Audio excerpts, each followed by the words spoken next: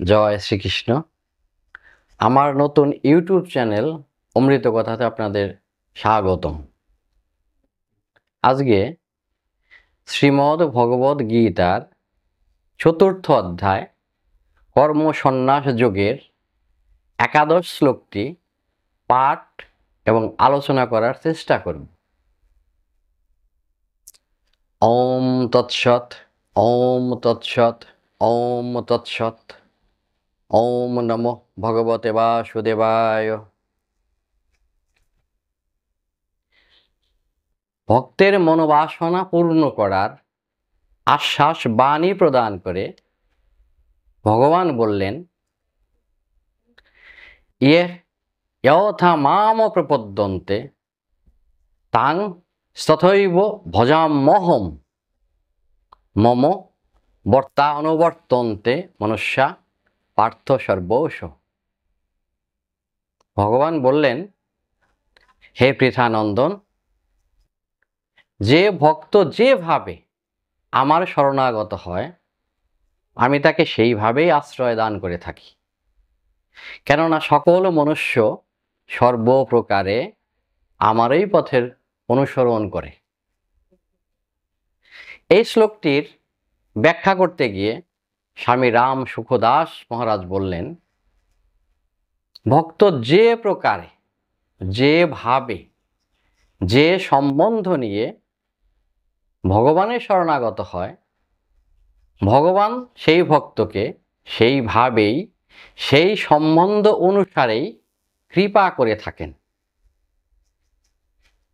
যেমন ভক্ত যদি ভগবানকে গুরু রূপে মেনে নেন, মনে করেন, তাহলে তিনি শ্রেষ্ঠ গুরু হয়ে থাকেন। শিষ্য বলে মনে করলে ভগবান শ্রেষ্ঠ শিষ্য হয়ে থাকেন। পিতা মাতা বলে মনে করলে ভগবান আদর্শ পিতা মাতা হন। পুত্র বলে মনে করলে তিনি শ্রেষ্ঠ পুত্র হয়ে থাকেন। বন্ধু বা সখা বলে মনে করলে তিনি শ্রেষ্ঠ সখা হন, প্রিয় সখা হন। ঋষি বিশ্বামিত্র ভগবান রামচন্দ্রকে শিষ্য হিসেবে মনে করতেন। ভগবান রামচন্দ্র ঋষি বিশ্বামিত্রের শিষ্য হয়েছিলেন। রাজা দশরথ ভগবানকে পুত্র রূপে চেয়েছিলেন। ভগবান রামচন্দ্র দশরথের পুত্র হয়েছিলেন। ভক্ত যেভাবে, যে রূপে ভগবানের সেবা করতে চান, ভগবান সেই ভক্তের নিকট সেইভাবেই এসে থাকেন। যেমন মাতা যশোদা এবং নন্দ মহারাজ ভগবানকে পুত্র রূপে চেয়েছিলেন। ভগবান শ্রীকৃষ্ণ তাদের পুত্র রূপে এসেছিলেন। এখানে ভগবানের কোনো অহংকার নেই, কোনো অভিমান নেই। কেননা নন্দ মহারাজের পাদুকা আনতে বলায় শ্রীকৃষ্ণ সেই পাদুকা মাথায় করে নিয়ে এসেছিলেন। তিনি জগৎকে শিখিয়েছিলেন, দেখিয়েছিলেন পিতাকে কিভাবে সম্মান করতে হয়, মাতাকে কিভাবে শ্রদ্ধা করতে হয়। ভগবান রামচন্দ্র অযোধ্যার চতুরঙ্গিনী সেনার যিনি প্রধান সেনাপতি, তিনিও রাজা দশরথের আদেশে বনে গমন করেছিলেন বিনা বাক্য ব্যয়ে, কোনো প্রতিবাদ করেননি। সামর্থ্য থাকা সত্ত্বেও তিনি পিতার আদেশের অমর্যাদা করেননি, অমান্য করেননি। তিনি জগৎকে দেখিয়েছেন যে পিতা মাতাকে কিভাবে মান্য করতে হয়। ভগবান শ্রীকৃষ্ণ সন্দীপনী মুনির শিষ্য হয়েছিলেন। শুধু তাই নয়, তিনি গুরু মাতার জন্য জ্বালানি কাঠ সংগ্রহ করে আনতেন বন থেকে।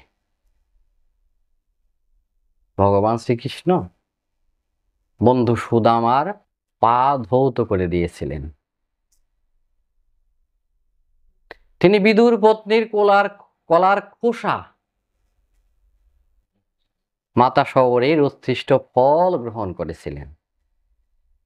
শুধু তাই নয়, তিনি সেই ভোজনের প্রশংসাও করেছেন। ভগবানের এইখানে কোনো অহংকার নেই। ভক্ত যদি ভগবানের জন্য ব্যাকুল হয়ে ওঠেন, তাহলে ভগবানও ভক্তের জন্য ব্যাকুল হয়ে থাকেন। এখন প্রশ্ন হতে পারে যে ভগবান তার ভক্তকে এত ভালোবাসেন,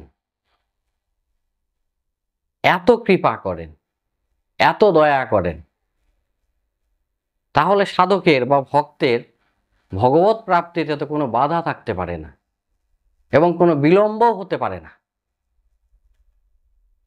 এর উত্তরে বলা হলো, ভগবত প্রাপ্তিতে ভগবানের দিক থেকে কোনো বাধা নেই। শিশুর যেমন মায়ের কোলে যেতে মায়ের তরফ থেকে কোনো বাধা নেই, এইখানেও ঠিক তদ্রূপ।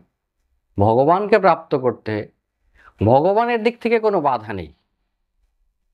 এখানে সাধক বাধা নিজেই সৃষ্টি করেন। কেননা ভগবত প্রাপ্তির জন্য দেওয়া বুদ্ধি, সামগ্রী, সময় এবং শক্তি সাধক কি করেন? নিজের বলে মনে করেন। আমরা কি করি? আমাদের নিজের বলে মনে করি, কিন্তু এ সমস্তই তো ভগবানের সামগ্রী। এবং এই ভগবানের সামগ্রী নিজের মনে করা, এটাই বাধা স্বরূপ। সাধক নিজেও তো ভগবানের অংশ। ভগবান নিজেই বললেন যে সমস্ত জীব আমার সনাতন অংশ। কিন্তু আমরা কি করি? সাধক কি করেন? যে ভগবান থেকে নিজেকে আলাদা করেন, আলাদা মনে করেন। এই জন্যই ভগবত প্রাপ্তিতে বিলম্ব হয়। আর ভগবানের দেয়া জিনিস, ভগবানের সামগ্রী যদি সর্বতোভাবে ভগবত প্রাপ্তির উদ্দেশ্যে ভগবানকে অর্পণ করা যায়, ভগবানে নিজেকে সমর্পণ করা যায়, ঈশ্বরে আত্মনিবেদন করা যায়, শরণাগত হওয়া যায়, তাহলে ভগবত প্রাপ্তিতে, ভগবান প্রাপ্তিতে কোনো বাধা থাকে না, কোনো বিলম্বও হয় না। ভগবান যেন তার ভক্তের উদ্দেশ্যে এ কথাই বলতে চাইলেন যে তুমি যদি তোমার সমস্ত কিছু আমাকে দাও, তাহলে আমিও আমার সব তোমায় দেব।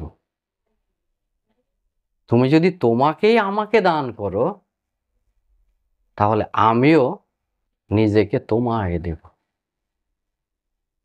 ভগবত প্রাপ্তির এটাই সর্বোত্তম পন্থা, সহজ পন্থা,